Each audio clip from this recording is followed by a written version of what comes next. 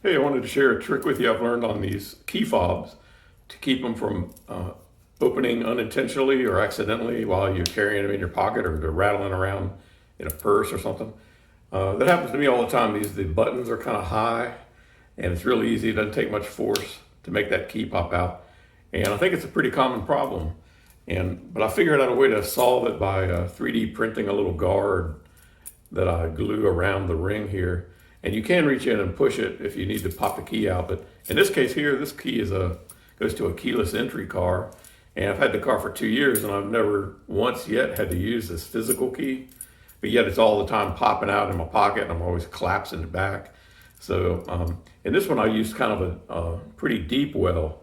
So you have to really reach in there to pop that open if you want to get it out. But I've also, on these other keys I have, uh, they require the ignition key, to start the car. So you always popping this open. And so for those, I've designed and printed these more shallow guards that I glue on, and I'll show you how I do that right now. And I guess if you don't have access to a 3D printer or a 3D CAD to design these kind of parts, you could just use some JB Weld and build up. You can just build up a little ridge around the button to keep it from popping open all the time. And so I'll show you right now how I do that.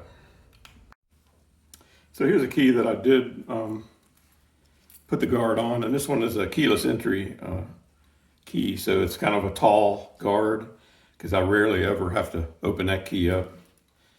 But what you do is, and this is what it would look like when you 3D print them. They come out like this, and you have to separate it from the what they call the brim or the ring there. And so these are what the pieces look like when you pull them out and deburr them. And they basically will just go on like that.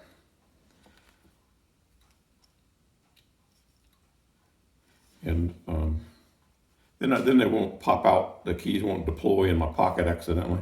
But what I like to do, I'm going to be using this glue here to attach them.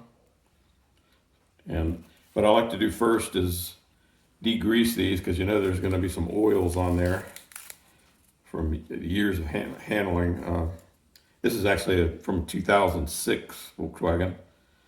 I think they're doing a lot more of these kind of key fob things now.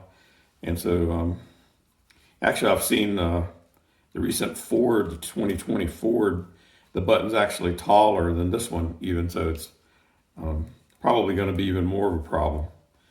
So what I'll do is I'll put the alcohol on there, and then the next thing I'm going to do is take a blade and just kind of rough this up a little bit. There is a bit of a grain to it, but I just want to make sure that the glue has some adequate grip, place to grip it. And also while I'm doing that, it's giving the alcohol a chance to dry. So I'm just scoring it in different angles.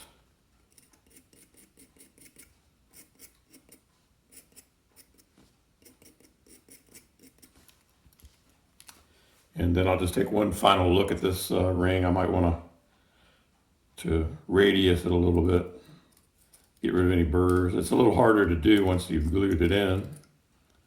So it's best to take care of that kind of thing right now.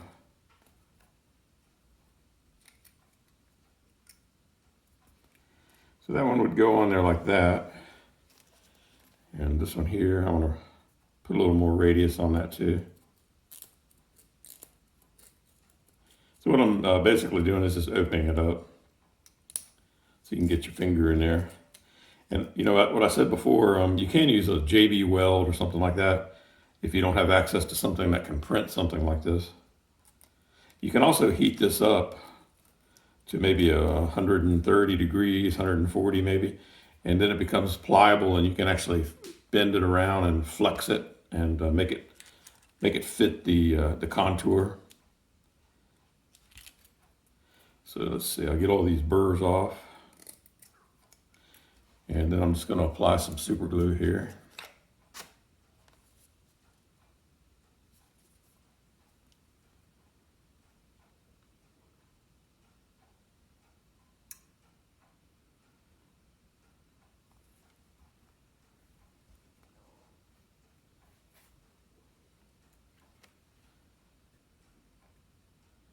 Put a little too much on that one, so I'm gonna use another guard that I'm not planning to use as something to get that off with. Then I'll just slap it on there and hold it down for a few minutes. Fits pretty good. I like the contour of it and everything. I'll do the same on this one. Probably end up putting too much on this one too.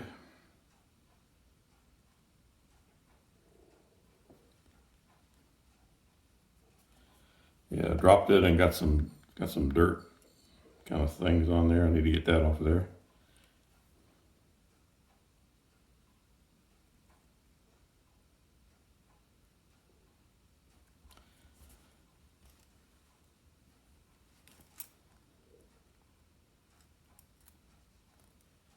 Set it in place.